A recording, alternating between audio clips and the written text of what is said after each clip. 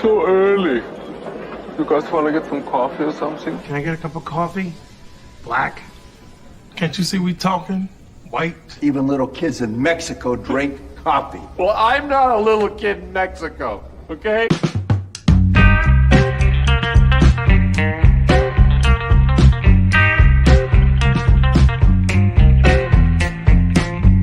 That is the best coffee I've ever tasted. A damn fine cup of coffee. You want a cup of coffee? No coffee.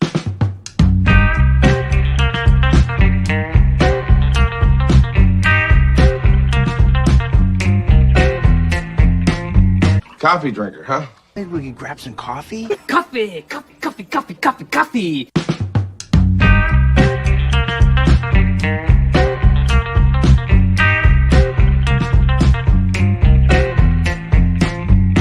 God damn, Jimmy. That's some serious gourmet shit. Me and Vincent would have been satisfied with some freeze-dried Taster's Choice, right? And he springs this serious gourmet shit on us. Good morning, everybody. Sorry, had like last-minute internet issues. I apologize. I'm sorry. If you hear background noise, I apologize. There's more than one person here in this room. So I hope you guys are having a good day today. Is that bleeding over? Can you hear the background too much? A little.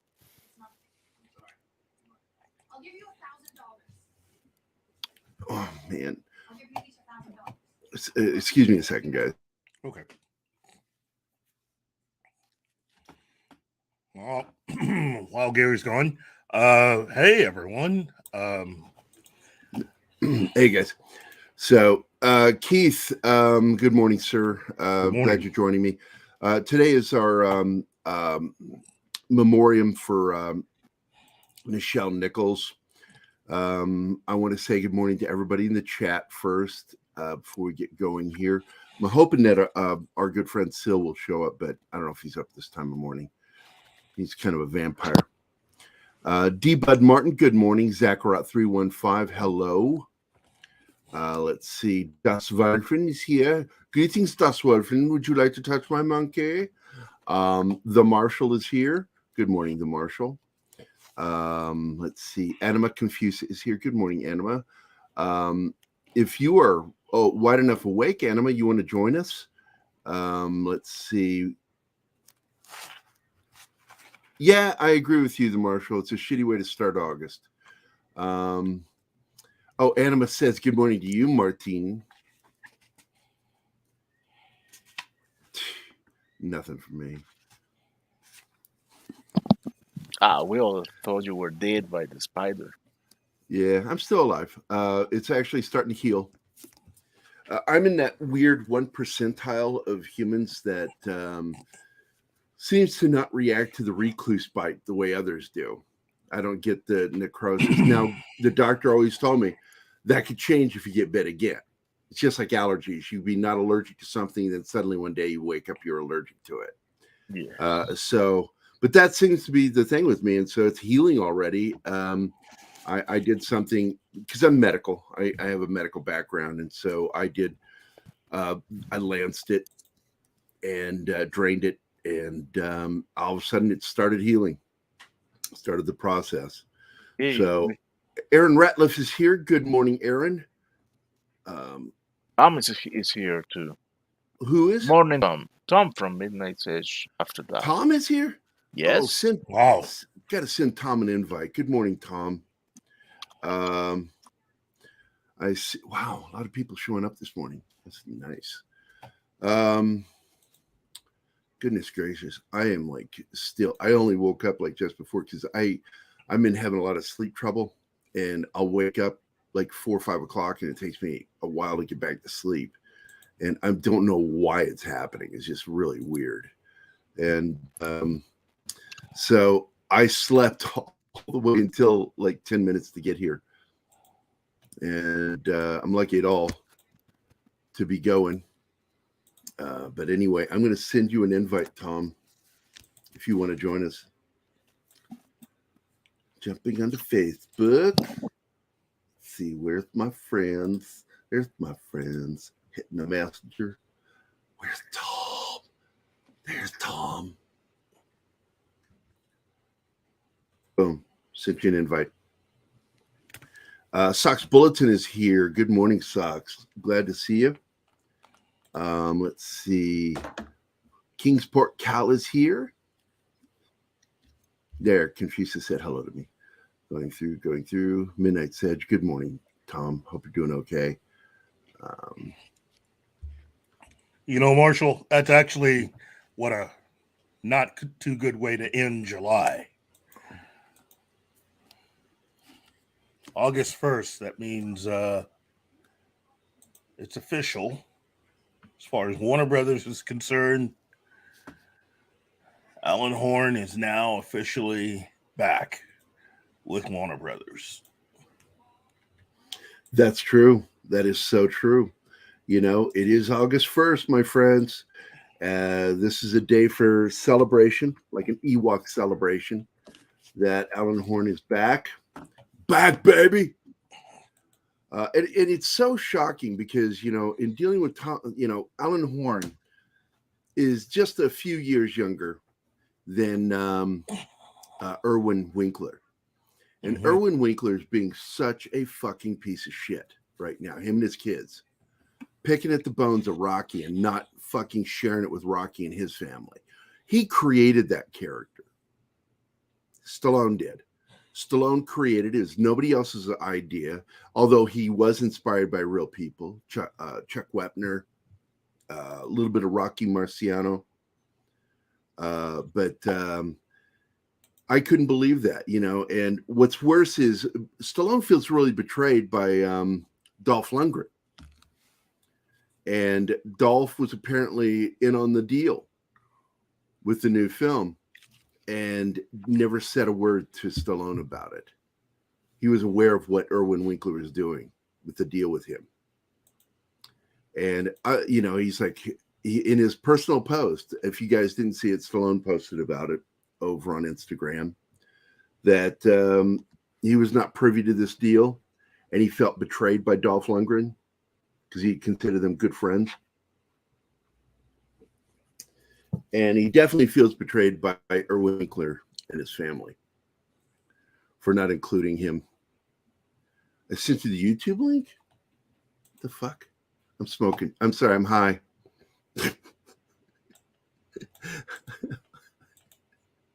Oh, man. There you go. I'm sorry, Tom. I am so sorry. I sent him the YouTube link. I'm fucking retarded. Anyway, oh, you're on the road? Oh, fuck it. If you can't come in, it's fine. So it would be nice if you can drop in because it's a special day. We're dealing with the loss of another Star Trek cast member. And even though I've had some harsh things to say about her, James Doohan, and George Takei over their negative approach to William Shatner, that didn't belay or dismiss how much we still love them, and I love them. I'm a big fan of theirs. It's just I don't like that infighting shit, and I think it's dirty. And apparently, they did the same thing you said to Nimoy too, right, Keith? They did a little. Well, no, but yeah. Well, there's your personal feelings versus the way you talk about things in public. And right. Nimoy was someone who nobody in the cast tried to say anything bad about, no matter how they felt, because they knew how popular he was with the fans. Gotcha. I think the only person that ever really just treated Nimoy like Nimoy was Shatner. In reality, people. Well, that's because they became friends during the making. They were competitive with each other because Nimoy thought he was the star of the show. Yeah, I mean, you're human. Everybody's got their good days and bad days, and sometimes those days don't necessarily correspond with the other person that you're good friends with. you know, you could be having a good day and somebody else that you know could be having a bad day, and you interact, and you know, it happens. You know, it's part of life. And before we get into it, because I'm really wanting Keith to be the one to lead this our memoriam eulogy for Nichelle Nichols. I want to point out that it was an easy target to go after Shatner, because Shatner was a working actor and he had to work hard because he was paying a lot of money in child support and alimony. In fact, almost all his money that he made went straight to his family, and he lived in a fucking camper. I'm talking about the kind that's on the back of a pickup truck, up on there, you know, one tiny room, little like heating pad or whatever they call those, the hot plates or whatever it is, to cook his food, you know. And he just, oh, good morning. Hello, Tom. Oh, this is a morning traffic report on the podcast thingy. We got an Amish cart who hit a cow out here on County O, but that's all right. We're going to roast it up and have ourselves a barbecue. So where are you headed to, buddy? I am on the search. Like, my favorite soda in the world is like completely like non-existent right now where I live. So I'm like freaking the fuck out. I've gone to every store in town. They're all out of it. And then I guess I'm going to get some brunch before the show. So what soda? Yeah. It's called Sundrop. I've never even heard that. I gotta go look it up real quick. It's actually from the RC Dr. Pepper company. Mm-hmm. Oh, hey, is it sort of like Mountain Dew? Kind of, but it's a little bit different. It's not as syrupy, and it's... I recognize the logo, so I've seen it before. Oh, yeah, it's an old school drink. No, I get that, because like back when I was on my binge of Dr. Pepper, I remember going from Missouri down to Texas to get some Dr. Pepper, traditional, real Dr. Pepper. And but they don't have that anymore. It's gone. The museum's there, but they don't make it anymore. The Dr. Pepper Corporation shut them down. Well, I'll probably be fading in and out of service here. I just wanted to say hi since you sent me the links. So. Oh, you bet, buddy. It's always good to see you. Hope you have a good day today if you do fade out. But right now, I was just kind of getting into the explanation of how all this negative shit started with William Shatner and the cast.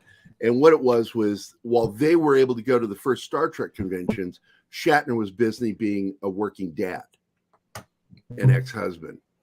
And all his money was going into alimony and child support, and while he was living in the back of a fucking camper, which led to a great moment. Because I remember reading this as a kid, that some kid saw him at a park, and he was apparently just going to go do some fishing. And the kid looked up and he says, "You're Captain Kirk." And Shatner did the shh, I'm on an away mission, which made that kid's fucking life, you know. And but you know, shit like that would happen with him because he was living on the road. When he wasn't working, he was camping out in his fucking truck. He didn't have a home, you know. And you know, once again, you know, Nimoy had trouble getting work after Star Trek. Shatner was constantly working, and you know, Nimoy went straight to Mission Impossible. And he lasted 2 seasons on there before leaving because his character really wasn't working, if you recall that.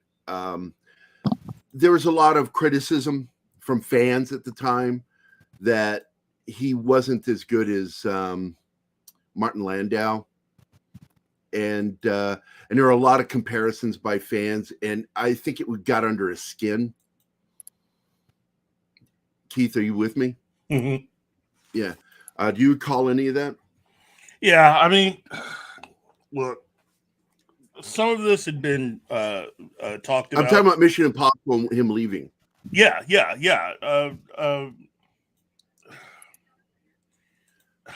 the thing about that time period for both Shatner and Nimoy was that it was a time period where they actually had to watch Star Trek become this thing. You know, I mean, think about it. You're working on this show. The show no longer exists. You're going on to other things, and suddenly this movement starts. And from 1969, at least until at least 1972, there's this just huge tidal wave where Star Trek becomes the it thing.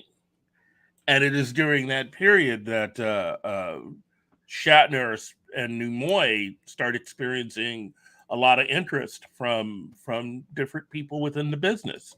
And they want to know what these guys are about, and they start getting offers. I think everybody got offers, including Nichelle. But it's the quality of those offers. They weren't exactly the best. And let's just all be honest. Unless you're making one of the A studio films at that time, pretty much a lot of it's just B, C, and D-list movies. Which is what you saw George Takei, Jimmy doing, and Nichelle Nichols doing. Is they're still relegated, because what people don't remember is that as cast members, all of them were day actors in the beginning. That's how they got paid. And if they got so many hours, that's when you would see them not on an episode, because they'd already gotten their hours and they couldn't do any more. And they were bit players, small-time players. And good morning, Bill. Good morning. And basically, a lot of the resentment came about because Shatner understood the nature of the beast of what they were trying to do. And this is something that Keith and I have talked a lot about. He understood that he was the star of the show. This was a Western taking place in space, and he was the main character. And that in order to make this show work, he would really focus on what his character was doing. And he would actually take lines from other people that might have been given to them, and he'd say, the captain needs to say this. He wasn't saying it out of ego. He was saying it out of what he saw as necessity to make the show a hit. They took it the wrong way. And they don't understand, and this is the thing that always frustrated me, and I don't know about you, Keith, but I'm assuming it frustrated you too, is that they didn't understand that without what William Shatner did, the show wouldn't have made it. The 3 seasons. It never would have happened, and they wouldn't have had a fucking job, you know, but they don't see it that way. And of course, nobody corrects them. Nobody took the time to correct them. There was too much hero worship with them as cast members. And so they were never forced to face the reality that this isn't your fucking show. This show is his show. And he's trying to make it a success because he wants to keep working. He wants everybody to keep working. He doesn't want to get anybody fired. He's not trying to get you recast. That was nothing Shatner ever really did. Shatner was more focused on what he was doing on the show to make it a success. That made him a complete and consummate professional in that regard. Same thing with the Nimoy, because they had a fight with each other. You remember that shit. It's in the documentaries, you know. But Shatner loves to joke about it, that somehow, you know, it was made clear who was who. And once that was made clear, everything fell into place. That number 1 was Kirk, number 2 was Spock. Number 1, Kirk, number 2, Spock. And for season 1, they were the only 2 stars. Everybody else was day players, including DeForest Kelley. Remember that? Oh, yeah. But that's DeForest actually... Yeah, go ahead. He became so popular. He was a fan favorite. They loved his interactions with Spock in particular. And that's when they became the Holy Trinity. And by season 2, he was now above the line. Above the line means you're in the fucking opening credits. When you're in the opening credits of a show, you're important. That's why I despise the current opening titles for Star Trek, because there are too many fucking producers being mentioned. Because the only person that should matter is the creator and the showrunner. Everybody else's names after you know, the show in credits. And they've lost their fucking minds over there at Paramount. They put half of the opening titles. The first 30 seconds, is the important stuff. And then second half is nothing but producers, executive producers. Like, what the fuck? Nobody gives a shit about that. Fans don't give a fuck who's producing it. All they want to see is Gene Roddenberry's name, and they'll accept whoever the showrunner is. But Strange New Worlds is the most pretentious fucking intro ever.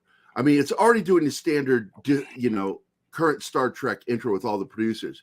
But then it goes to say that Akiva Goldsman, one other dude, and Alex Kurtzman are creators. No, they're not. They're not creators of anything. This is all Gene Roddenberry's creation. And if anybody, what's his name? Jeffries, the guy who designed Star Trek. And of course, Michael Okuda and Denise Okuda are more creators than Alex Kurtzman and fucking, I'm sorry, I'm going on a rant now. I get irritated with fucking new people. Fucking arrogant, hubris-filled motherfuckers. But anyway, good morning, Brandon. Fuck Kurtzman. Amen to that. Shut up, Spock. We're rescuing you. Yes, I like that. Actually, all but Kirk was in Next Generation. Wait, was Nichelle Nichols ever on Star Trek: The Next Generation? I don't think she's ever appeared. George Takei either. But we had Bones, or as Patrick Stewart called him on Saturday Night Live, Boney McCoy. Dee was on. He was in the first pilot episode, DeForest Kelly. And then Jimmy Doohan. Yeah, he's found when they discover a Dyson sphere, he's in a shuttle and has locked himself in a transporter. Mark Leonard reprised his role as Sarek. And Spock, of course, returned for the two-parter. And I think that's it. Yeah. Shatner would appear with them, the Next Generation crew, but in the movie, they brought him finally to deal, directly with Captain Picard. And I loved that. And they became friendly with one another, and you got to see a little bit of that banter when they got together for The Captains, that documentary that Shatner did that cost him his friendship with Leonard Nimoy. Yeah. So it's a sad documentary, but at the same time, it's a really good documentary. Oh, wait. What was that about Nimoy?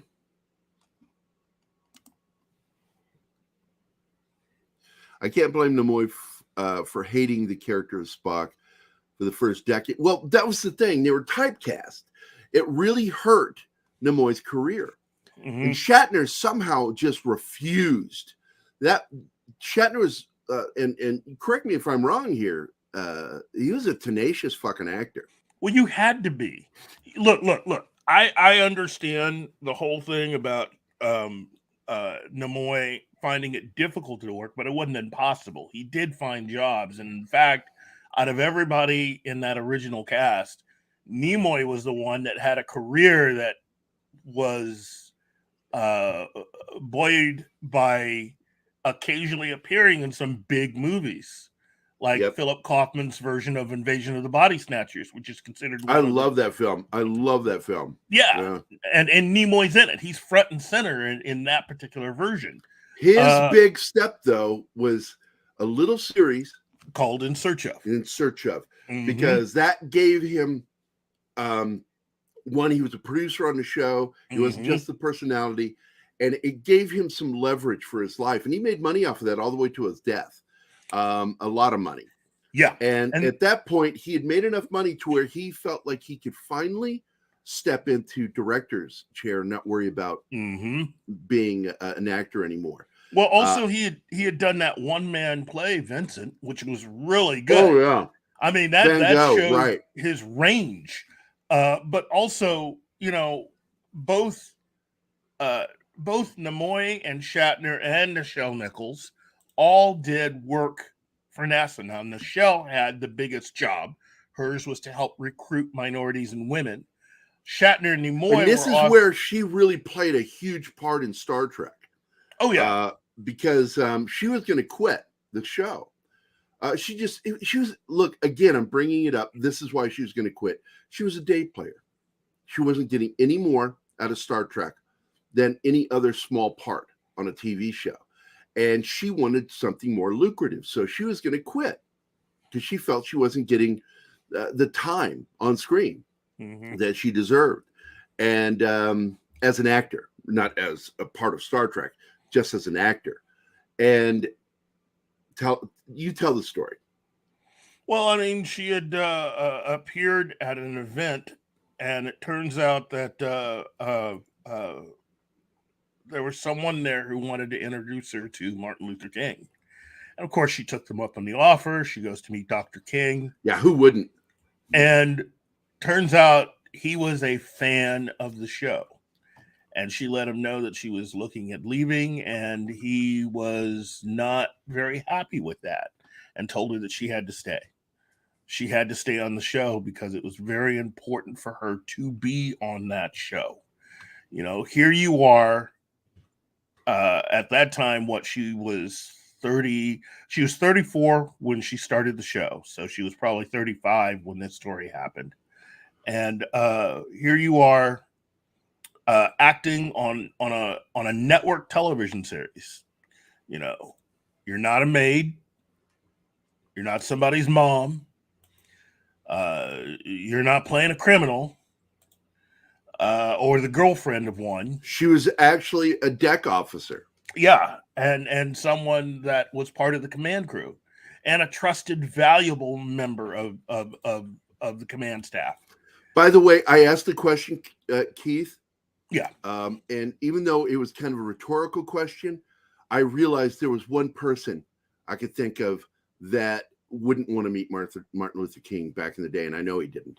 And that gentleman was former KKK member and Senator Robert Byrd. Wow. Yeah, I went there. Anyway, so what you had was she went back to the show and stayed with it for the rest of the time the series was on the air. She couldn't quit. Could you imagine quitting the show after Martin Luther King said something like that to you? It's I mean, that's pressure. I mean, that's insane pressure. He put like the weight of the fucking black community on Nichelle Nichols. Well, and I think she handled it with grace. She really did. Well, I mean, it was important because you saw very few people of color really portraying. Yeah, there was that TV series that you and I both watched, The Nurse. Yes. I can't Gloria. remember. Cicely Tyson. Oh, who was it? Gloria was the name of the show.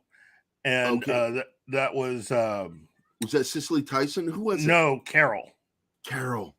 And God, I had a big crush on her when that show was on. She's so gorgeous, and she had those cheekbones. Oh my God, what a aside beauty. From something like I Spy, and being on a show like Gloria, you know, you saw very few. You didn't see very many black characters in the 60s. You didn't, and let alone characters doing something professional, not portraying a criminal. Not portraying some sort of thug, stereotype, really. Stereotype, yep. So it was important for her to do that, and from that point on, you know, she would go on to be in all of the after stuff that they would do for Star Trek, like the animated series, and she definitely signed up for Star Trek Phase 2. Which was the television series that was going to be the sequel television series to the original. And, of course, that didn't happen. She ends up, of course, signing on for Star Trek The Motion Picture. And that carried on for the next, generation or two, you know, to bring in more Star Trek fans. But, you know, for all of that, she was someone that actually had quite a few adventures before she even got to Star Trek. You know, she started out at a very young age as a singer and dancer. And Diane Carroll, thank you. Diane Carroll, God, man, I had a crush on her. And she started out as a singer and dancer, and ended up running into and getting to meet Josephine Baker, who had a lot of positive things to say about her talent. And that's the other thing. People got to remember, she was the other member of the cast that actually was recording music, and she was good at it. She had a voice.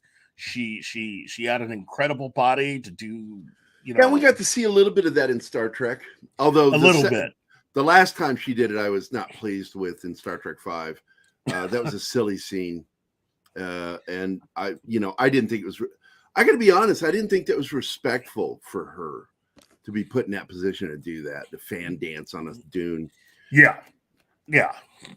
Because she's a classy lady.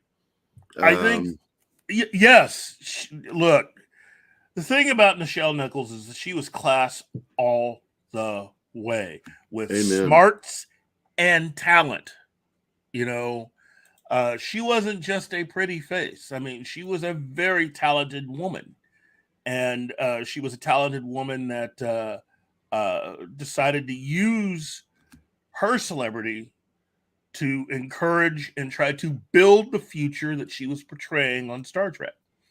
So by working with NASA to bring in more women and more people of color, there are a lot of people that came in under the program that she was working with to do that would go on to become major names within NASA, including Dr. Mae Jemison, who would end up making an appearance on Star Trek The Next Generation. So there is so much about her. And I will say this. If you're not one of the people out there that does not either own this book, order it from Amazon right now. Get it. Read it. Because if you think you know everything about Nichelle Nichols, you don't. She reveals a lot of stuff in this book that it's very inspiring reading, and you're getting her thoughts, not filtered through anyone. Her thoughts. Does she talk about her relationship with Gene? Because a lot of people don't know that she had a intimate relationship with Gene, and because all of the main women in Star Trek in the original series had relationships with. Because he was married when he met Majel Barrett, and left his wife for her. But he also, in the interim, had a relationship with Nichelle Nichols. Yeah, and because I think it was before he got serious with Majel, but he was also a known philanderer, which is what destroyed his marriage with Majel eventually. Is that he liked betting women.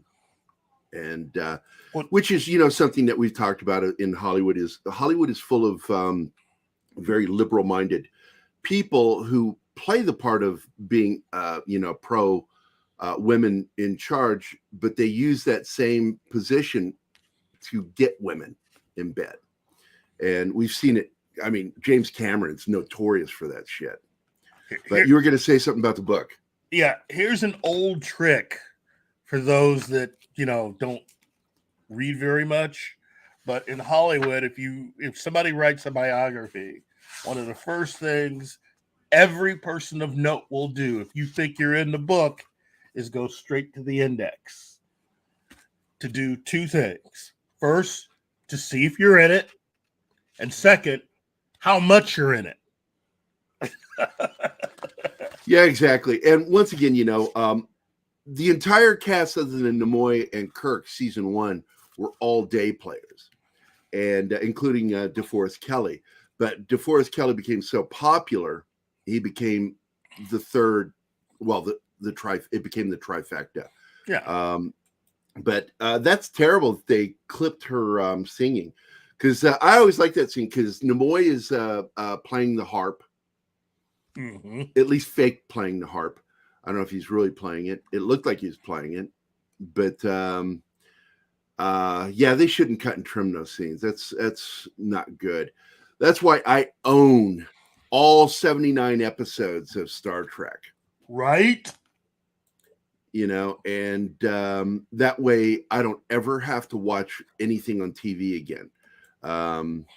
I own Star Trek. Seriously, I copied my Blu-rays, so I have every single episode of Star Trek on my hard drive, and it's a portable hard drive sitting next to me, so I can take it with me whenever I want to go someplace. I can take it with me and watch it. Bill, the character of Kirk was actually based on Roddenberry. Well, back in the initial stages, because the original captain was April, and April is based on Gene Roddenberry. Yeah. Well, really, all the main captains were to some extent. But, and they hated that name. I don't know if it was Desi, Lou Studios. I don't think they're the ones who criticized it. I think it was NBC. Didn't like it, and they wanted a more manly name. And so Christopher Pike came into existence. They liked that. They liked the name Christopher in particular. And but a lot of people don't know that the first actor that was in Gene's mind to play Robert April was William Shatner. And William Shatner was the first actor he wanted because he'd known him and he'd seen him work. He liked his work. On the Lieutenant. Yep. Which is where he met Gary Lockwood. Gary Lockwood, but also DeForest Kelley and Nichelle Nichols. Yep. They all made appearances. I think, Nimoy was on there too, wasn't he? I think he may have. I think. It's like basically almost the entire cast had been on The Lieutenant, which was a great show. And if you've never seen it, this is at the escalation of Vietnam. And he was making a show about a Marine officer. You know, Gomer Pyle was about the only thing they could slip in after that took place during the Vietnam War, but they didn't want to talk about the Vietnam War. So he was not deployed. He was stateside, which is unheard of. Because if you go in the Marine Corps, you've got a 99.9% chance of going to Vietnam. You know, it's like, I'm going to tell the story again about my brother. My brother got in trouble doing drugs. I think that the straw that broke the camel's back, and I don't remember. I have no physical memory of this, of him throwing me around the house. He was so high, he'd been huffing, sniffing glue, and he was out of his fucking mind, throwing me, physically picking me up and just throwing me around the house. No recall. They had him arrested, my mom and my dad, and he was taken to court and given the choice of going to jail for a while or joining the Marine Corps, and of course, or joining the military. And so he chose military. And so Dad went to work that morning and said to my mom, don't sign him up in the Marine Corps. He'll be going to Vietnam. 100% he'll go. And he says, Army's 50-50, Air Force is 20-80, and Navy is like 10% chance of going to Vietnam. So sign him up either into the Air Force or the Navy. Mom's like, okay. They leave. They go to the recruiter. Dad gets home from work. She's like, oh, I signed him into the Marines.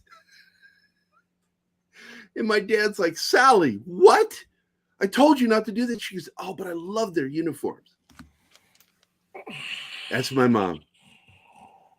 So my brother went to Vietnam because he had pretty much almost 100% chance of going to Vietnam in the Marine Corps.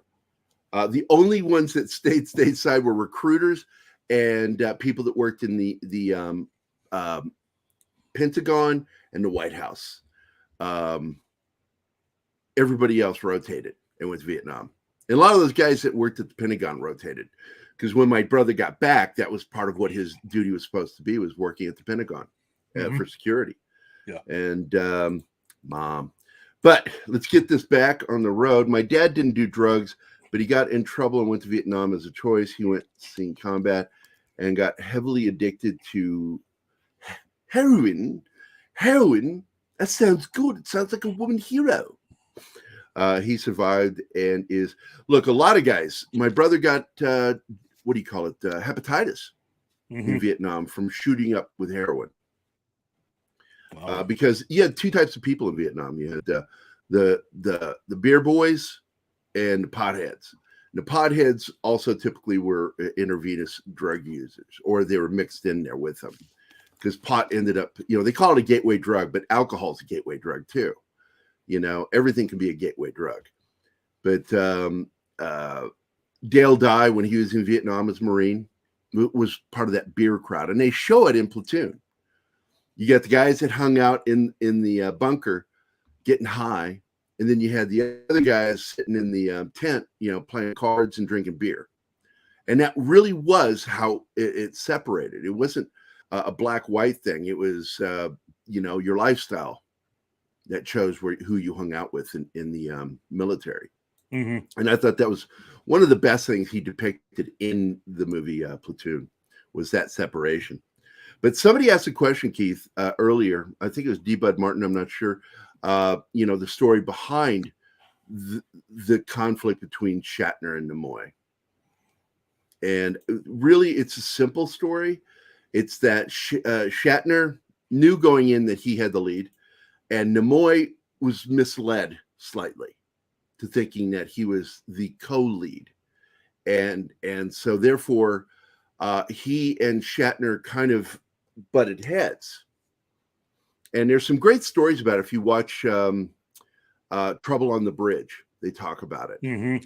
It's also detailed in the book that I keep recommending. Which is called Inside Star Trek. Yep. By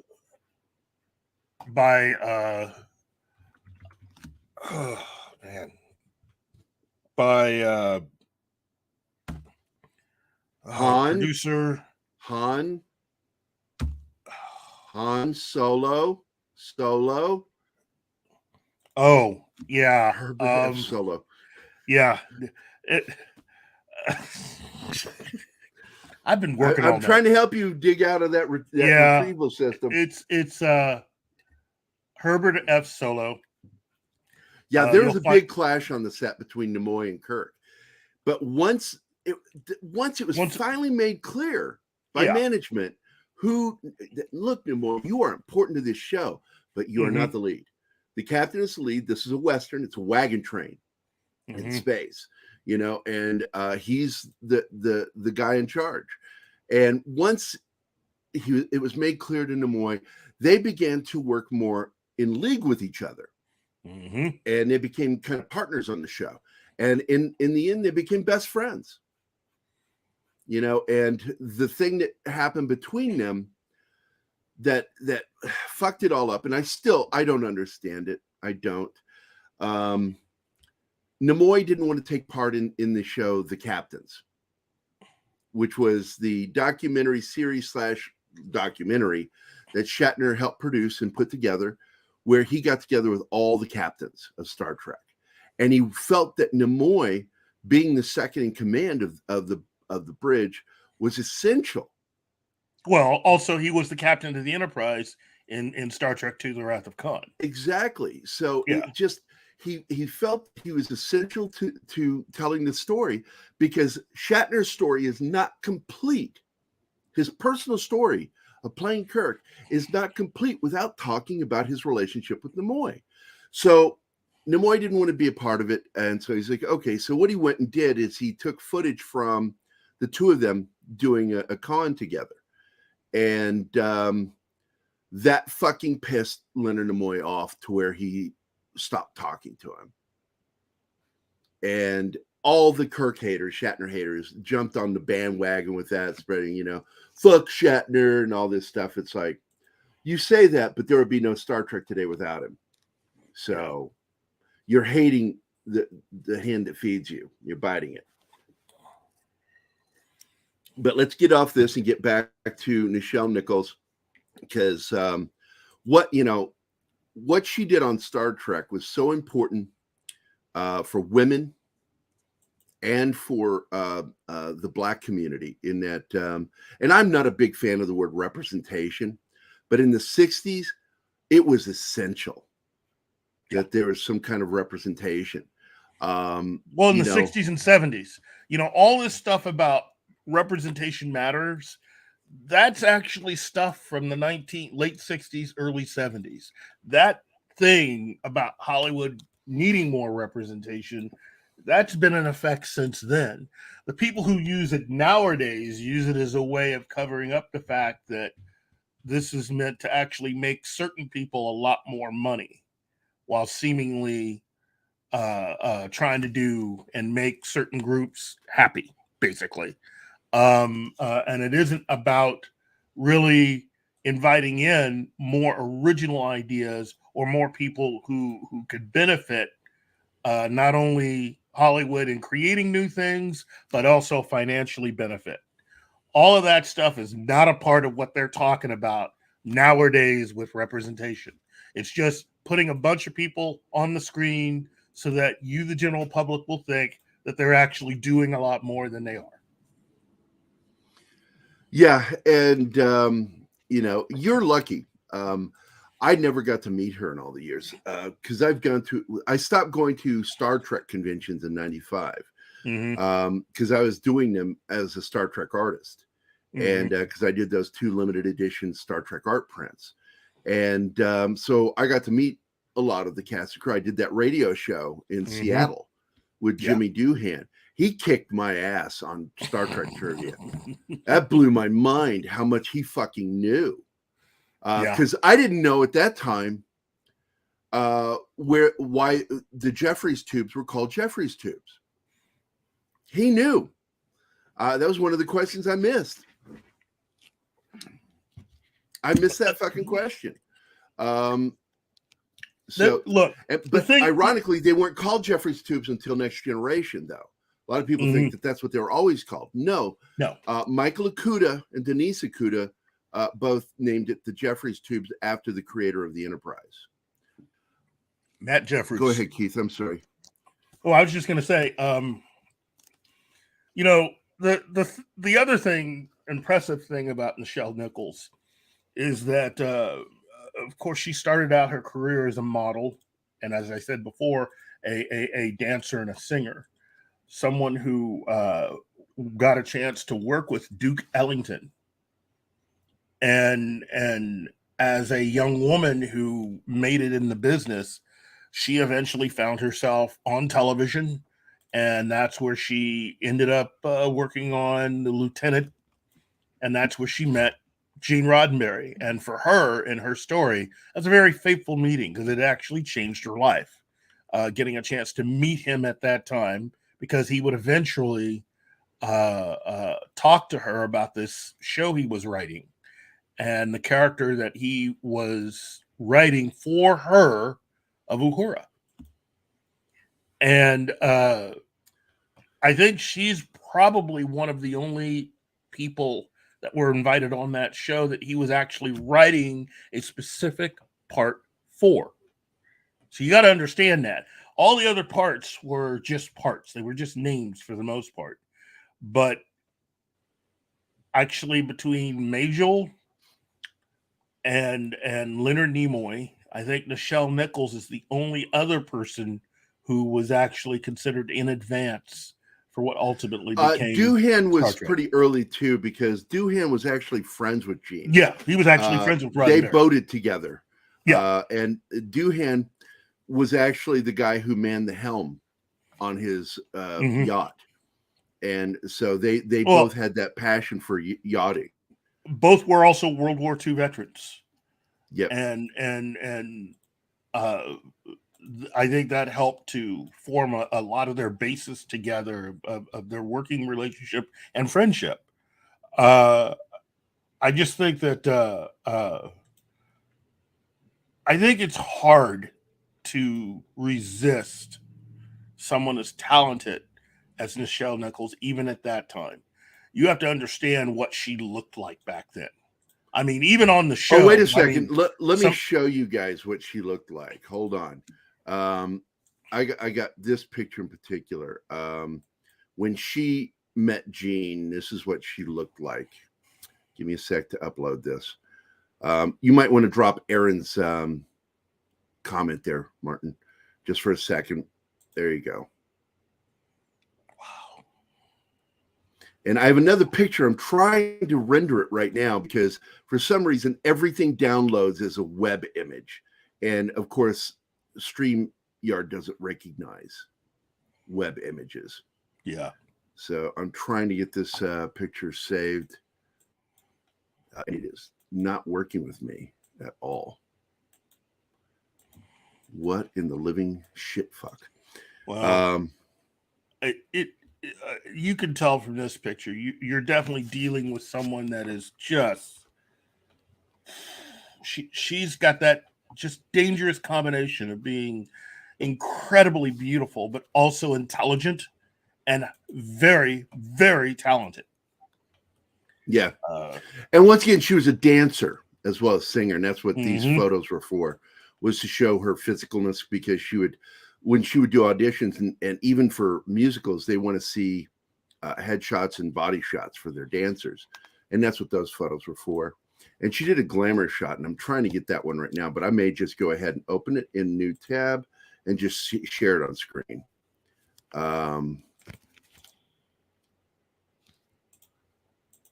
There we go. And I'm going to just share the screen because I'm getting irritated that Photoshop is not working up here right now. Share screen. Come tab. Boom, baby. Boom. There's a glamour shot of her. Oh, yeah. From the early 60s. And one thing I do want to point out with Star Trek is that they gave her language. That's why I don't like what they did with her in Strange New Worlds. One, they gave us a girl who is not physically anything like Nichelle Nichols. On top of that, they didn't make her mother tongue Swahili, which is what Uhura's mother tongue was in the show. She spoke Swahili, and she wasn't some sort of crazy, freaky person really good at languages. She was a communications officer in Star Trek. And that's the thing you got to do all the time, is they got to make these characters that are minorities. They consider, they always look at the minority as needing a hand up. So they got to make them like super awesome, beyond the norm, super awesome, rather than just really good at their fucking job. And that's why I get annoyed with current Trek, because they keep fucking with characters that way. And Uhura was a competent, solid deck officer. That's why she was on the bridge, her character. And the character of Uhura was created for her. It wasn't a character pre-created and then she was cast. It was a character created for her because Gene Roddenberry, I think he was kind of in love with her, to be honest with you. And how can you not be? I mean, look at her. Yeah, because they had a relationship. It didn't last. Because when he was having an affair with her, and this is something that didn't want out in public, is that she was his mistress while he was married, his first marriage. And I wouldn't be surprised they still saw each other even after he and Madrigal tied the knot. Oh yeah, that's Star Trek: The Motion Picture uniform. But she did, and let's talk about this, Keith. Let's get this in here. Start talking about what she did with NASA and the role she played for minorities.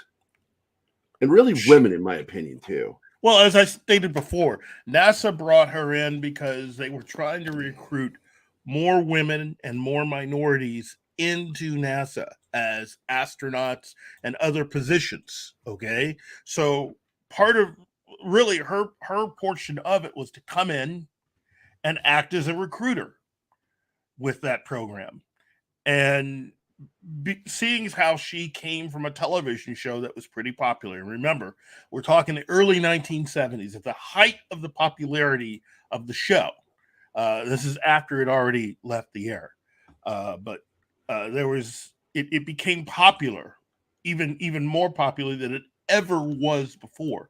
And so she decided to use that particular situation to be able to help bring in people to NASA that either had never thought about a career working in aerospace engineering or as a astronaut, or to at least help make it easier for those that actually thought about doing it and just up to that point had never found a way in.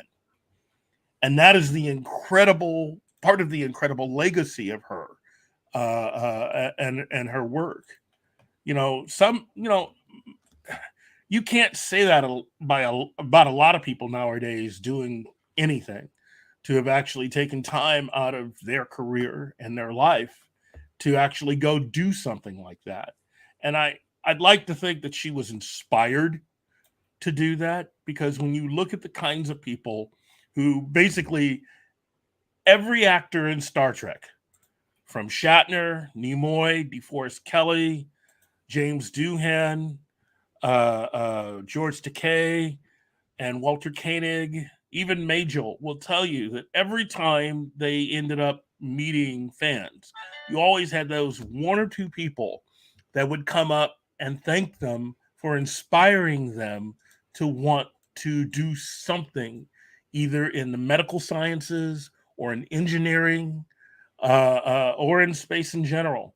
And that's kind of a heady feeling if you really think about it, inspiring people to want to better themselves. And so I think, for Nichelle, she wanted to take that next natural step. And it was actually good for NASA too, to have a celebrity there to be a spokesperson at a time when the most difficult part of it was that while there were still at that time the thought of going back into space, possibly going back to the moon or Mars or beyond, to bring in more women and more people of color really would have helped to have brought us a lot closer to the vision of Star Trek that Gene Roddenberry and the cast and crew had actually been bringing into everybody's homes for just a few years at that point. So, it's just an incredible thing, an incredible performer, an incredible person, and the legacy that she leaves behind is I mean, think about how many people that have actually gone through that program since the early 1970s. Think about that. It's mind-boggling to think how many lives she's affected and how many people she was able to inspire to go into the sciences, to want to do better for themselves. And by the way, here's a photo. Here's a photo. Wow. Wow. Because they shot actual video from that day when she came in uniform. Mm-hmm. And it was an exciting day for nerds around the country to see that was live broadcast. I think it was on the Today Show. Yeah. Where it showed it. As I was saying earlier, while Nichelle was doing that, Shatner and Nimoy made a little extra money on the side doing voiceovers for a lot of NASA films. I grew up watching a lot of those. Yeah, because Shatner and both Nimoy were really good at voiceover work. Mm-hmm. Shatner himself was the voice of Chariots of the Gods, both the first film and the second, the sequel documentary. And of course, that's so funny because then you turn just a couple of years later, 2 years later, fucking Nimoy is doing In Search Of, narrating that docuseries, as well as becoming an executive producer on it. Well, and then years later, it's Shatner with Rescue 911, and I mean my first squad was on that show when I became an EMT out in Virginia. My buddies were on one of the episodes where a lady, I think it was a lady, went out to her vehicle to put groceries in her trunk. And there was a car behind her in line right out in front of the store where they pull up to load. She was loading it up, and her kid accidentally shifted it into gear or neutral, and the car rolled back and pinned her. She got pinned between two vehicles. It was either her or a man that got stuck. I can't remember. Wow. But that was my squad. That was in that episode, 911. So I'm sorry, that's just something that popped into my head. Hey, it's all good. It's all good. We all have our connections one way or another. And you're right. I had the distinct honor and opportunity to get a chance to meet her. And hold on. I where's that picture at? I need to find that picture. Hold on, give me a second. I'll find it over on Facebook. Well, look, I have actually gotten the opportunity to meet every single one of at least the main bridge officers of the Enterprise, with the exception, unfortunately, of DeForest Kelly. I never got a chance to actually meet Mr. Kelly. I would have liked to have met him and shaken his hand. I hear he was even more. He was even much nicer than he ever was on the show.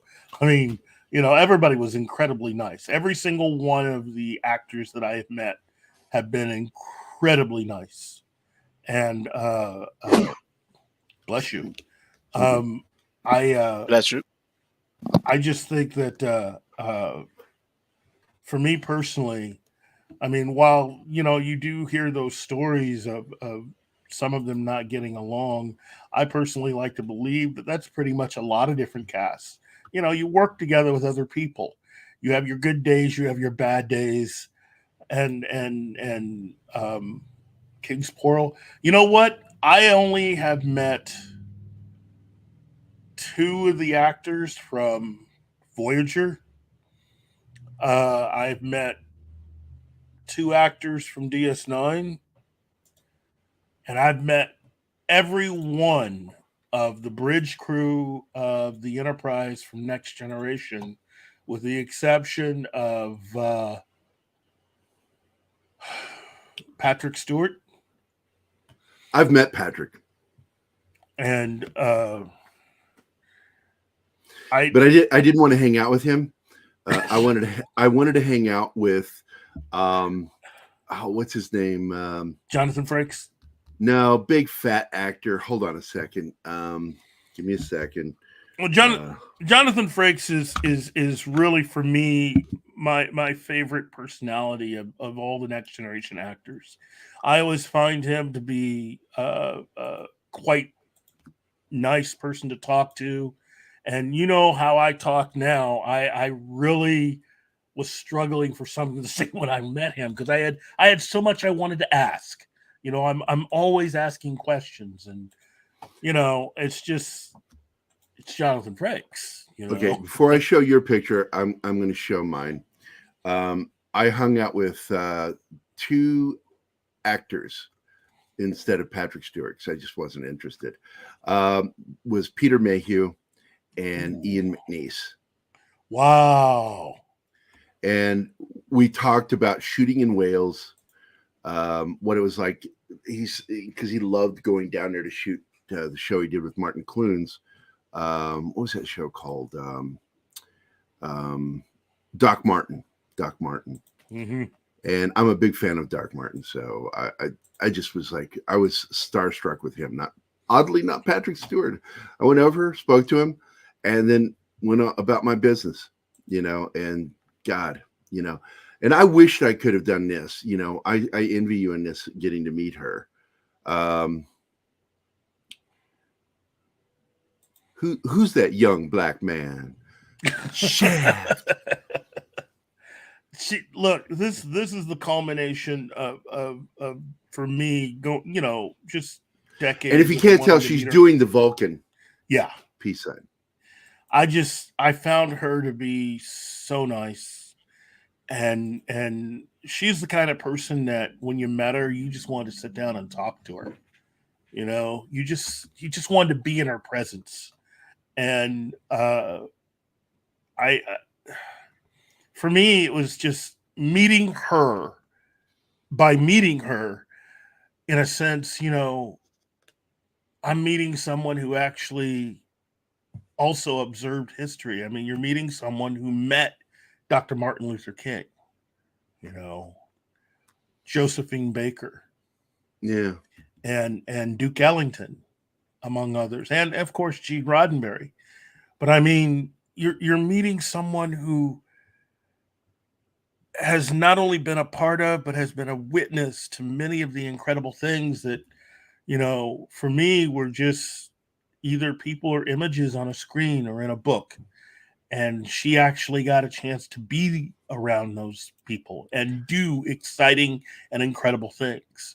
Yeah, exactly. And so it was just it's just very heady for me to be there, and I will always cherish that. So, if for any other day, I'd make a joke, but I'm not going to do it.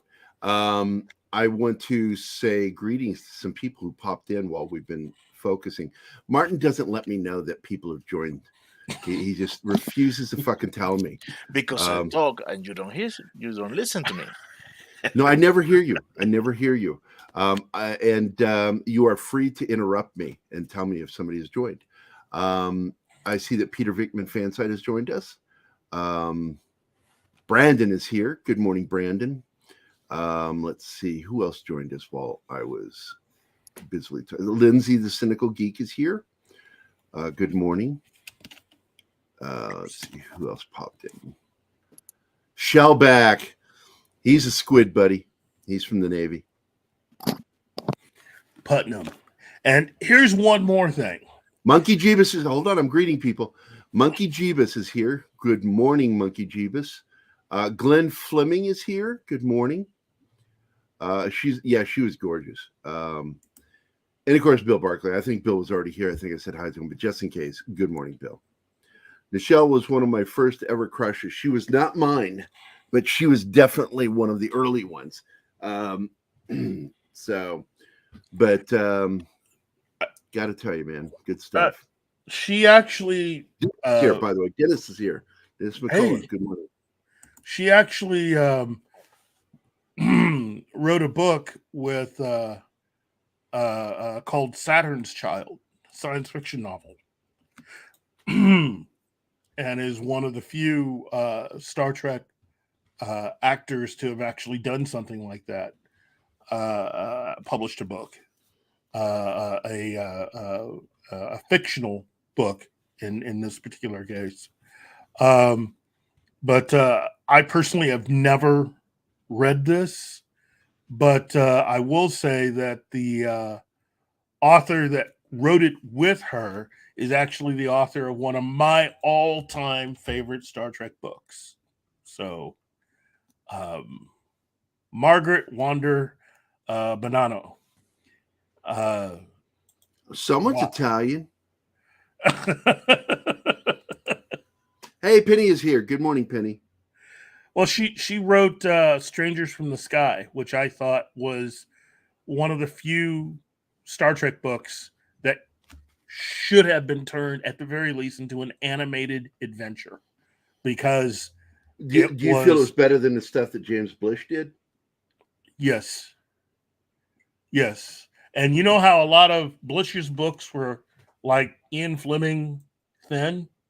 Yeah. Strangers from the Sky is 200 pages. Oh, okay. This thick. So it's like, wow. And it's a fantastic story. Unfortunately, the movie Star Trek First Contact contradicts a lot of the information in it. But it's a story about Kirk and Spock. And I'd say this was right around the time of Star Trek 3. And turns out that something happens and Spock realizes that both he and Kirk are suffering from a really deep mind meld from around the time of their five-year mission. There's a hidden memory there. And so in helping he and Kirk to realize what this is, it reveals an entire adventure that they had no memory of, that allowed them to have this incredible adventure, basically going back in time to Earth of, at that time, the late to mid 20, I think it was the late 21st century. So, and meeting an ancestor of Spock's, and again, first contact with the Vulcans, and just, it's an amazing adventure. It's a good book. And I wish that they had actually considered turning it into some kind of an adventure. I would have enjoyed seeing it as a live action adventure, but an animated adventure would have been just as remarkable. But to get back to Nichelle Nichols, they wrote a book together called Saturn's Child. Now, I personally, as I've said before, haven't had a chance to read it. It's not really something that was widely available, because I think had I come across it, I would have bought it, just like I bought this book. I would have read it. So I think Shatner has written a few books. I know that a few fiction books. I think Nimoy's name was put in conjunction with a couple of comics. Primordials, I think, was one of them. And then you I know that Shatner was involved with those Tech World, yeah, Tech Wars. the Tech War series of books, yes. And then it was like his ideas, he'd write these things down, and then he had a ghostwriter, forget who it was, that would compile it into an actual book. But I'm going to show some pictures of Nichelle Nichols again. Yeah. Here's a good shot of her again at NASA. These are all NASA photos, by the way. That to show. One of my favorites, I'm trying to get it right now. Save images. I hope I'm getting this. Yes, all right. It's actually going to show up. I'll upload it here as I'm talking. So here's a great photo of her at NASA with her little astronaut ring. And let's see. This photo of her. Wow. That's at the training center. She's always doing the Vulcan peace sign. Oh, yeah.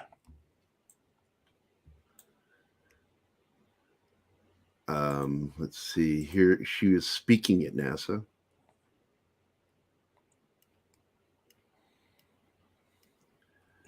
And then here she is with the shuttle crew. One of the shuttle crews. Yeah. You know, for the longest Who's that time, tall motherfucker in the back? Who the the fuck is that? For the longest time, Star Trek really was that one television show that seemed to inspire everybody from NASA. But all right, hold on a second. I want to tell who everybody is in this photo. And it includes, this is September 14th of 2015. The front row is Susan Altman on the far left there. Michael Shinneberry. Yeah, we know who that is. Jeffrey Kilbrew, the chubby guy. Look, he's got a head like a thumb. Then that's, of course, Nichelle Nichols. April Witt on the immediate right. And Joe Dodds. And Ivor Dawson is that giant motherfucker in the back. I got to find out who this dude is. He must be a physicist that works for NASA.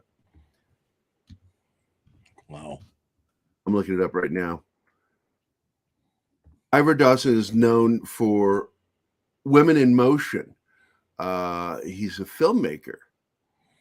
I think he made them. But he was a teacher. He was also a teacher at NASA. I want to find his biography. Holy smokes. He started with NASA in, my God, he is a giant. There's a picture of him with dipshit,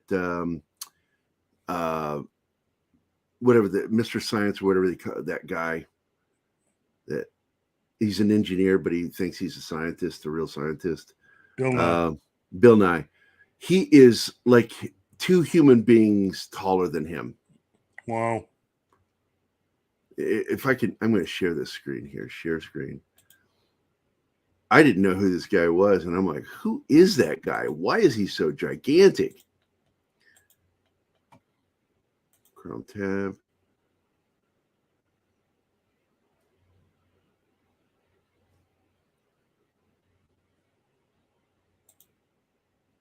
Nope, it's not that screen. Hey, Marshall, that would be great if Sam Witwer were allowed to be on Discovery portraying Cybok. because that's a character that, yeah, that's definitely a character that needs to be on Discovery. Here you go. There he is. Wow. Ivor Dawson. But there he is. There's Bill Nye and him right there.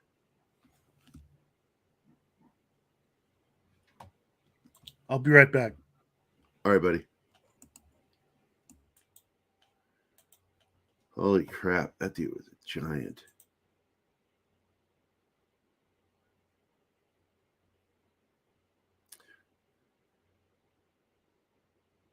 What's this? I missed part of this conversation because I was looking up something.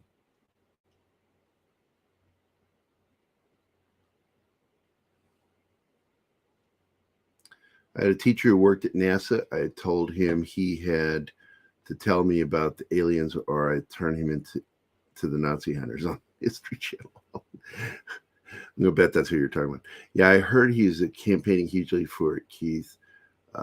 Strange New Worlds, not disco. Yeah. Okay.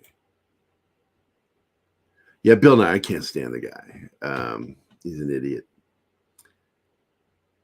Cyborg really bad. Well, at the end of the series, Cyborg is brought up. So, but I'm sure it's all going to revolve around Mikey because it always has to go back to Mikey for some stupid reason.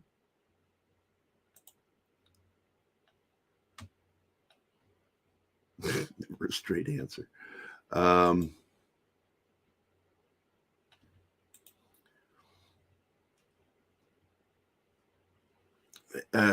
But Martin, if we don't do a lot of chatting in there, it would not be messy. And I could read my way through it. I really could. And it would help me say hello to people when I get caught up in talking, because I really don't like missing people when they come in. While Keith is gone, I have been bringing Secrets of Skinwalker Ranch. Oh, bingings. Gotcha. Going to have an interesting show Tuesday. Now, it's too early in the morning doing my show for Cameron Pasha. So what we're going to do is we're meeting tomorrow, and we're going to record our discussion, and then I will live broadcast it on the show. I'll be here and then broadcast our little discussion about UFOs. It probably won't be the entire show. I'll probably make it it'll probably end up being about a half hour because it's just going to be him and me.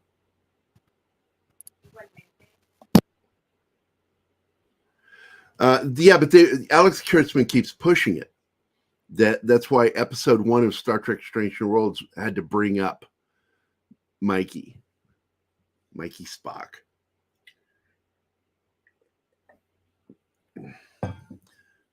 Yeah, I was never a fan of Bill Nye.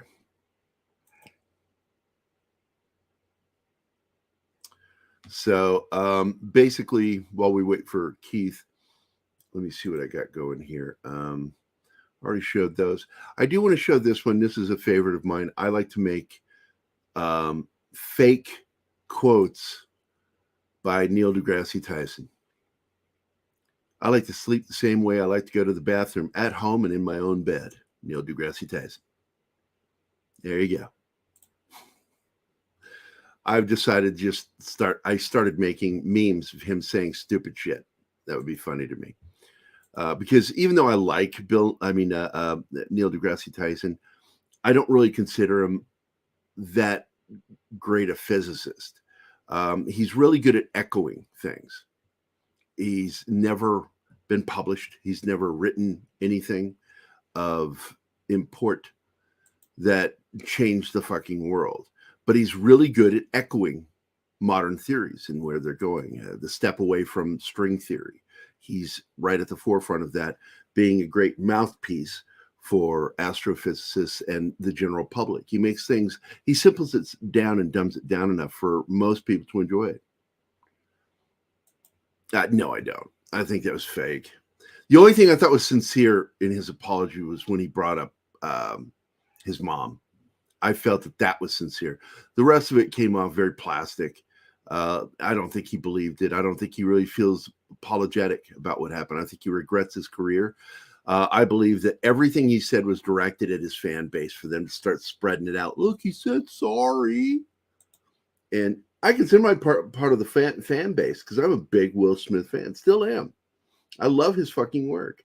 But that wasn't fucking right what he did. He should have been arrested for what he did. And it was only because of Chris Rock he didn't get arrested. When everybody was like saying they thought it was fake, I was like, that's not fake. I know what it looks like when you get hit and because I've hit enough people. That look of like, what the fuck? Yeah, buddy. Keith has to leave. Oh, okay, Keith. No problem, buddy. Bye, Keith. I'll see you later, man. Minute, an hour and 20 minutes, for goodness sake. And we could really wrap this shit up. Bonus points to who gets to this one. I don't know that one. I don't know, Marshall. DS9, Marshall. DS9.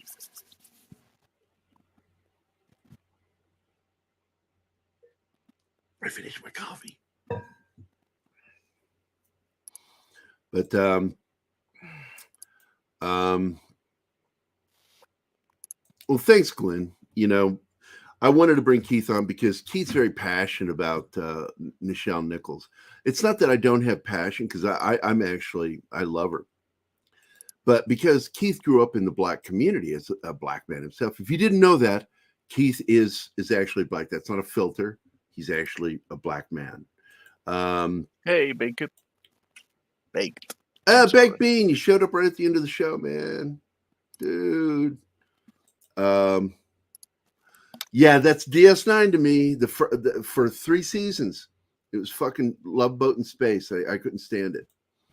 I got called out on it the other day, and I said, "Look, man, seriously, every episode was a bottle episode taking place in one location, and all about these fucking interpersonal relationships of the crew." And I just didn't like it. Oh, Martin's accent is fake. He's from Indiana. It's really good. It's not quite Antonio Banderas, but Martin has that something akin to a mixture between Antonio and Ricardo Montalban. Yeah, I know, Shellback. A lot of people don't know that. It's true. He is. I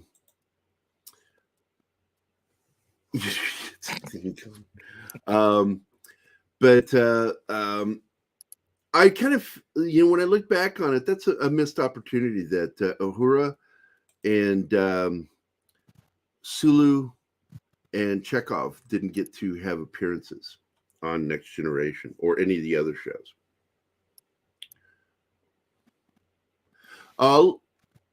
I guess a little bit with the way he rolls his R's, a little bit like Danny Trejo. But I do text. Yeah, but you've got a kinder voice. Danny Trejo sounds like he's going to kill you. DS9, the last 3 seasons is awesome. And season 1, I like season 1, and I like the last 3 seasons. The stuff in between I could do with that. I'll never watch them again. I didn't like it. I just didn't like the way they did the show. Never liked Voyager. I'm not saying that there weren't episodes I enjoyed. I'm just saying overall, didn't like the show. I loved Enterprise because I felt like it went back to the Final Frontier, but I'm against doing the whole, what do you call it, prequel stuff. I like treading new territory, not going over territory that's already been tread by somebody else in that universe. Yeah, Trejo was in prison. I met Danny Trejo at one. What is the name of that con down in Houston? Comic Palooza. I met him at Comic Palooza. And it was a really funny moment because when I was walking towards him with my daughter, Zoe was with me. She was cosplaying as Harley Quinn. It was a really cute one. She did her own outfit. She had a ballerina tutu, striped stockings, a bodice, and a giant hat and hammer and the makeup. And as we're walking towards these people, I looked over and I thought he was I was like, man, that's some long hair on a little kid, man. Damn, that is really long hair. It was clearly not a fucking girl because he was muscular. He had the perfect triangle shape from behind us. And then he turned and I went, oh, fuckity fuck. That's fucking Danny Trejo. Good God, he is short. I towered over him like an adult to a child. He was only about an inch taller than my daughter. And it freaked her out because she knew who he was because she watched the Spy Kids shows.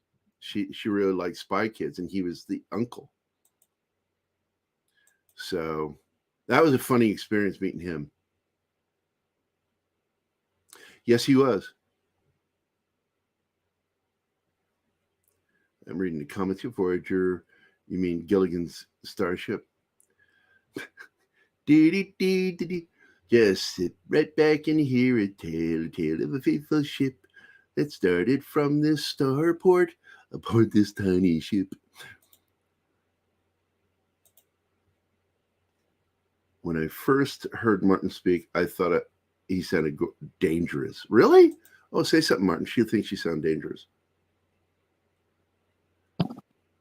Maybe.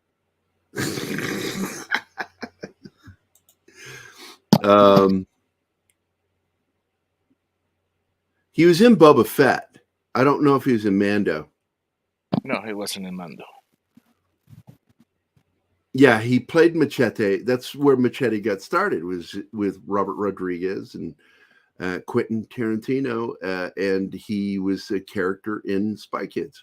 I think Machete started in the mariachi. I don't remember that. Yes, in the second one, I think. I will temporarily take your word for it. The one with Antonio. Yes. Gotcha. Not Corinthian leather, yeah. But I think I'm just gonna call it quits for the day. I'm having trouble with internet. I know Martin is too. We're both having a shitty internet day. I just wanted to really spend some time talking about. I love talking about Star Trek history, and I love talking about the people that worked on Star Trek and some of the history of what took place on it. And I highly recommend the documentary. I think it's still on Netflix. Trouble on the Bridge, which has both Shatner and Herbert Solo talking. A lot of the info on it is based off of stuff that Herbert Solo wrote. Machete started in fake ads in Grindhouse. I don't know. The Machete existed. Yeah, Machete existed before Grindhouse. The character existed before. Yeah, he was before Grindhouse. But it's the just movie, they got the idea because they were joking around that he should be like have his own movie and jumping off a motorcycle with a machete and all that shit. And so they did it, because it was the same character from Spy Kids. And fuck, if it didn't get so popular, fans started demanding there be a movie. And they're like, fuck it, let's do a movie. And that's how the movie came about. curiously enough, in the Mariachi trilogy, Machete was in fact a hitman. Wasn't a heroic character. Yeah, he helped the kids in the Spy Kids movies. And trying to find the first Spy Kids movie because he appeared in the first one.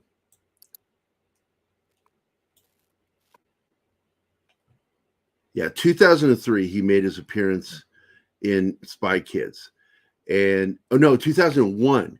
And then he was also in Spy Kids 3 in 2003. 2 in 2002. He was in all of the Spy Kids. Yeah, he played Uncle Machete in all of them. And then Grindhouse came out in 2007. He'd already been a character for 7 years. Well, 6 years. And then he got his movie in 2010 after the Grindhouse movie. And and then returned to as Machete in Spy Kids 4, and then did Machete Kills in 2013. Yeah, and they left me hanging with Machete Kills in Space. I'm still waiting for that. Yeah, look, they can afford to do it the way he does, cheap effects.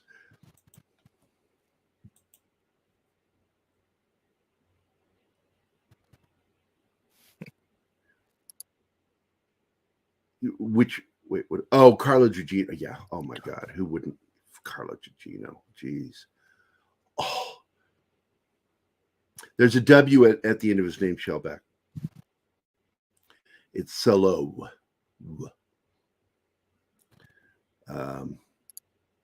So yeah, this is what Keith and I do. We'll sit for hours, talk about movies, and we'll go over trivia, and we'll correct each other on things. Spin City was a good series. It was a very good series. I like that show. By the way, way before he made an announcement publicly, I had pegged him for having, Michael J. Fox for having Parkinson's.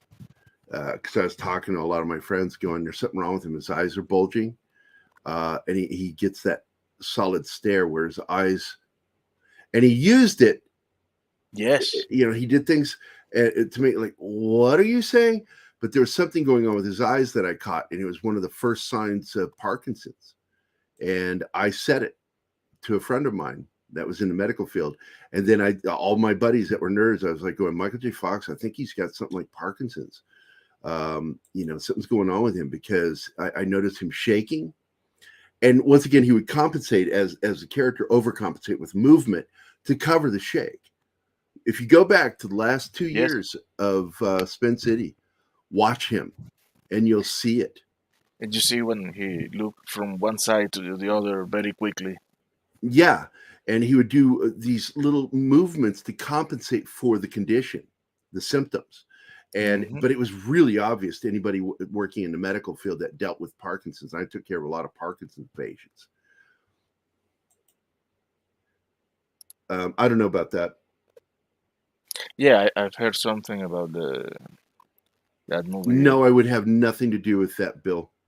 That is a perfect film series. It should be left the fuck alone. Now, I don't mind the idea that what they're doing is actually it's the musical. They're adapting it. I don't care. It's not a remake or a reboot, in my opinion. It's nothing. If it's a musical, it will not have the terrorists in it. I guarantee you. They'll take that out. They'll whitewash the crap out of it and make it very homogenized. I'm certain.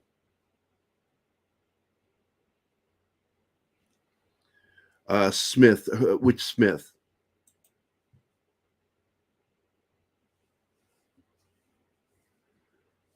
As long as they do it not in my fucking lifetime or people in my age group, because we would be pissed. That the people who made it. Oh yeah, fuck Kevin Smith.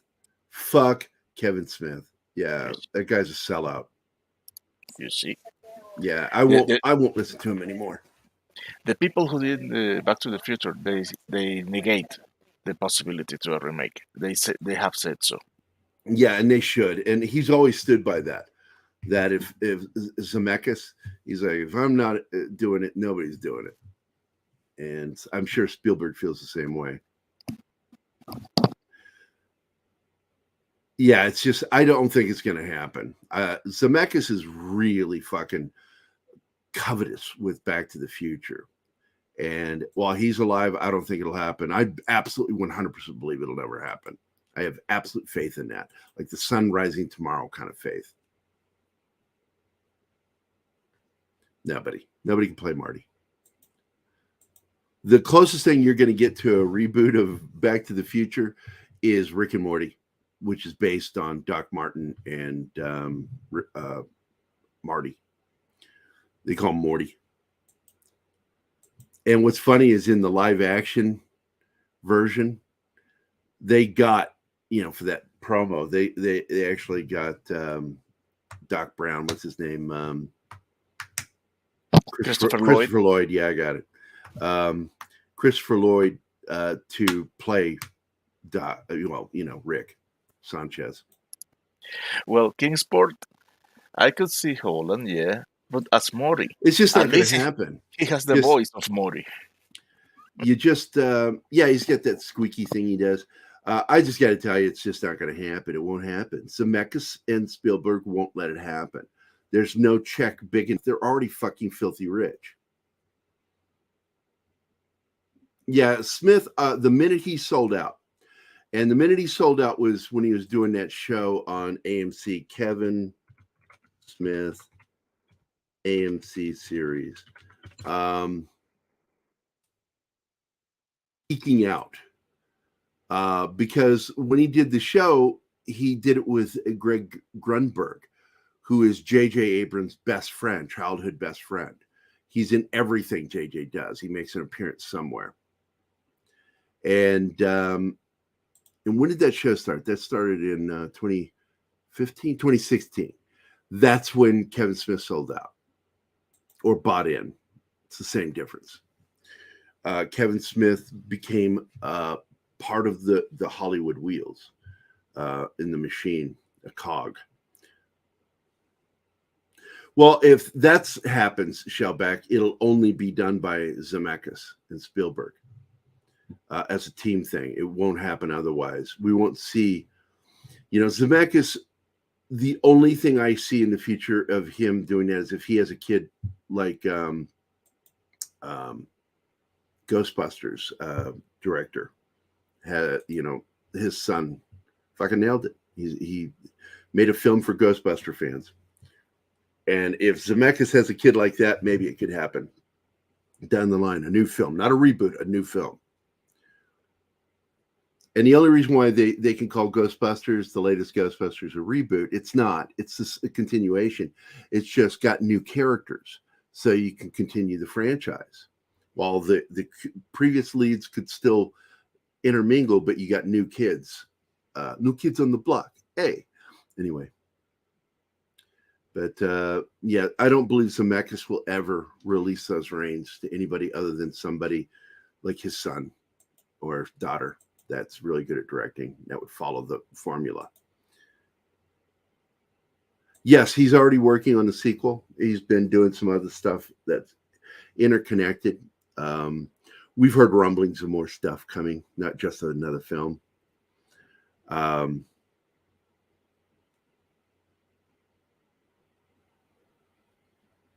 Wait, what are we talking about with Bill? Bruce?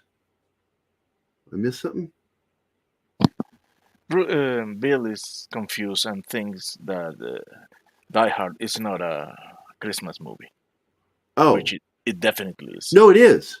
He says, it is Merry a season. Christmas. It's seasonal. On top of that, it's surrounding a Christmas party. And on top of that, almost the entire soundtrack is Christmas music. It's a Christmas film, whether you like it or not. I don't agree. Doesn't matter. Doesn't matter. It is what it is. Batman Returns is a Christmas movie. It's the minute they do that, man, it becomes a Christmas film, seasonal.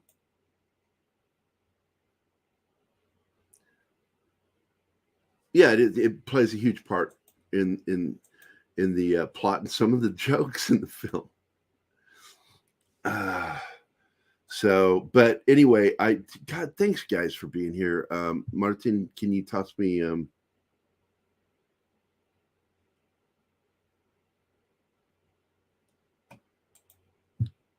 this isn't even a debate.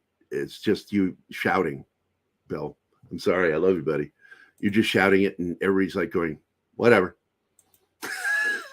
That's how we're reacting to it. It's like, yeah, you can keep saying it all you want. It is what it is. It just is. For pity's sake, I hope they leave that 2016 mess in the ashes. I thought it was hilarious that Feig didn't want to be recognized with the other Ghostbuster films. We're our own film. But then when they put out the complete collection, then he pissed and moaned that his film wasn't included. Well, it's not part of the continuation. It's not part of that universe. He's a fucking idiot. Yeah, it was a fun show, Bill. Whether we agree or not, it doesn't really matter. I don't agree with Keith on a lot of shit. Look at us, we're best friends, you know. Yeah. No, there are a lot of people, Anima, that don't believe that. I run into them all the time. They're going to believe what they're going to believe. And, you know, it's like, look, when you have, it's sort of like when you have 4 points of Christmas within something, it becomes that. And besides, have you seen the steelbook from the 4K version of the movie? No, I have not. It's an ugly sweater. It's an ugly sweater. It's an ugly Christmas sweater. Ooh, you're breaking up bad. It's did you say ugly trailer? Ugly Christmas sweater. Oh, sweater. Ugly Christmas sweater. Got you. I'd buy that for $1. All right. Yeah, I'll play that video for you. Here we go. Thank you for the $2 super chat, Kingsport Cal. Here you go, man. I'd buy that for $1.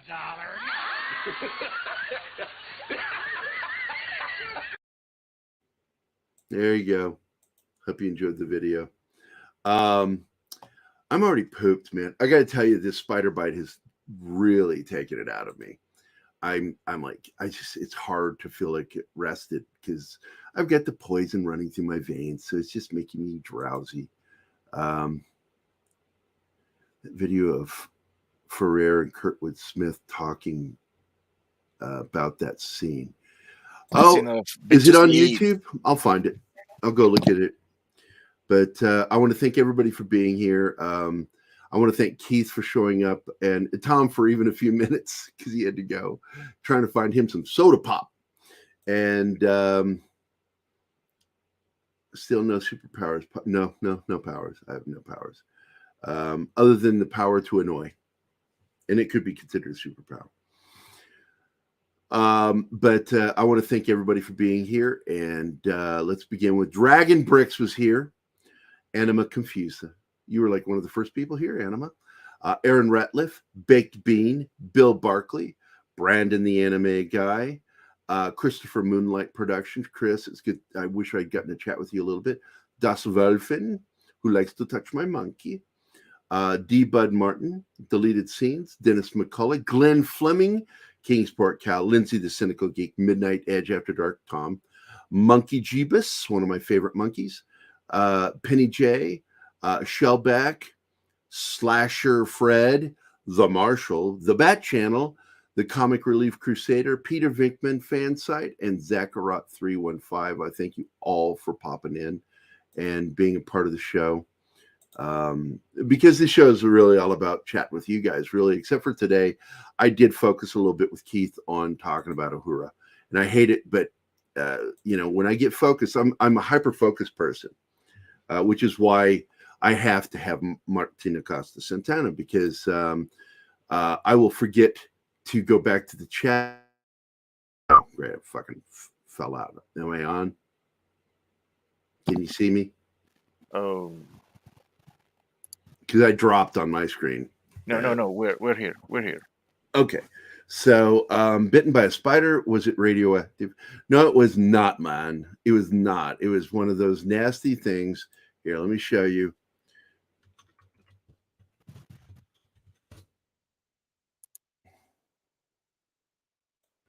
Here's a really good fucking creepy photo of the bastard that bit me.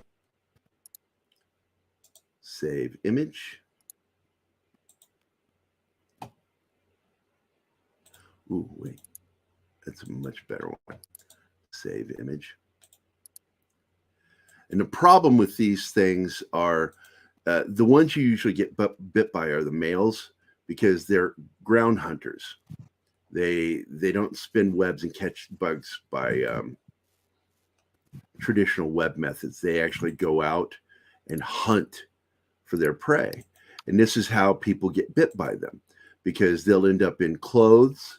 They'll end up in shoes. They'll end up under your pillow, because they're always looking for a place to crawl. and hide and wait and look. So this is the bitch you got me right here. They are one of the single most poisonous spiders in the United States. And they're known because if you look at the back, it looks like a violin. They're called the violin spider, the fiddleback, the fiddler spider, and the common brown recluse spider. And they're called the recluse because they tend to hide in places. First of all, if you got a lot of wood in your house in Missouri or anywhere in the Midwest, you've got recluses. But I've joked for years that it is the state bird of Missouri, because Discovery Channel went and did a documentary on recluse spiders. And they went to a barn, old barn in the Ozarks, right here where I live. Keith and I live in the Ozarks. And they found this old barn. And in 20 minutes, they found over 200 recluse spiders hunting. They don't live in webs. They do have spinners, but they don't use them for that. They use them for lowering onto things or spinning around their prey. We have black widows here too, and I caught a few. In fact, in the Army, I had that incident at Fort Leonard Wood with a black widow, and where I screamed like a little girl, and because I came face to face with one, and I had the detonator for the Claymore, which you click 3 times to set it off, and instead I flipped backwards, throwing it at the spider, and I let out a girl scream. No, it was my male version of a girl scream. Ah! Cracked everybody up in my squad, and then we debated for like 5 minutes on whether we should kill the black widow. And like, well, we should leave it alone. Let's move it. Just move it. We'll just move it. You don't have to kill it. That's a beautiful spider. And now they're going, we should just kill it, man. We got to protect our other guys, man. They're going to be out here training, and they might get bit, man. And in the middle of this debate, this one black dude stood up, big giant black guy, buddy of mine, stood up and just crushed it with his boot. And you could hear it pop. It was so big. And guts went flying out from the tree bark when he smushed it into the tree. Oh, God. It was so disgusting. But black widow bites are more of a neural thing. They act almost like cyanide on your body. They cause cramping. With recluse bite, and this is why I used to catch them. I used to catch them for the entomology department of the University of Arkansas. They were doing research, still are doing research down there in Arkansas for treating diseases, specifically cancer, because the recluse venom acts like no other. The closest they have to it is the hobo spider from Europe. It's sort of its first cousin. And the recluse has a toxin that lies to your body. It will inject into you the venom, and the venom will cause irritation, swelling. But then it sends signals to attack healthy tissue. The venom is not the enemy, but the skin surrounding it is. And so our body begins to destroy tissue. And this is how necrosis kicks in. And you get gangrene from, it's very common. And that's what I have to watch for. I have to watch that if I start to see any darkening of the skin, I'm going to the ER. But so far, it's not happened to me. Anytime I've been bit 4 times. And I'm apparently in that 1 percentile. And a lot of people don't know this exists. In nature, there are normal mutations. And 1% of all humanity would survive a plague that wiped out the planet. 1% of all humanity would still live because they would have some reason, a mutation that doesn't allow them to get sick from that plague. And it's really odd, the way humans do that. It's like, mutations exist in human beings.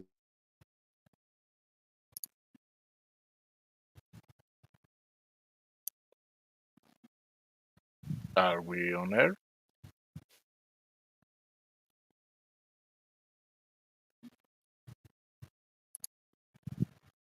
Chat, are we on air?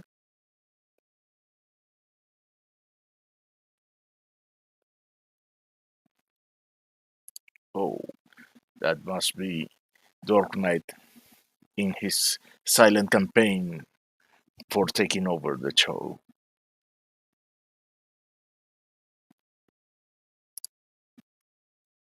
Yeah,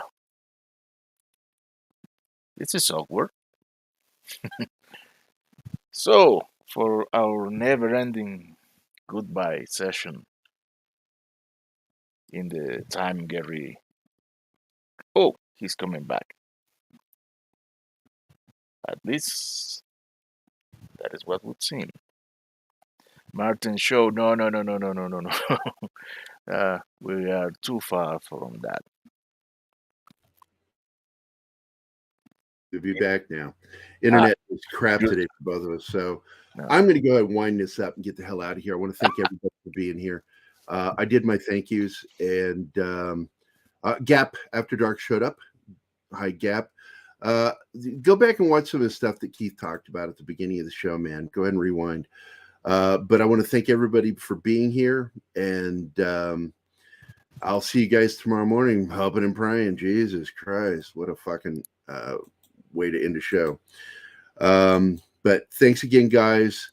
And they want the Martin show. So, but Martin doesn't want the Martin show. That's the yeah, thing. you're having trouble too. You sound like a robot right now to me. But anyway, thanks, guys. See you guys tomorrow morning, hopefully. Praying. Bye, everyone. Have a good day. Oh, good Lord. Good Lord. Oh, good Lord. So...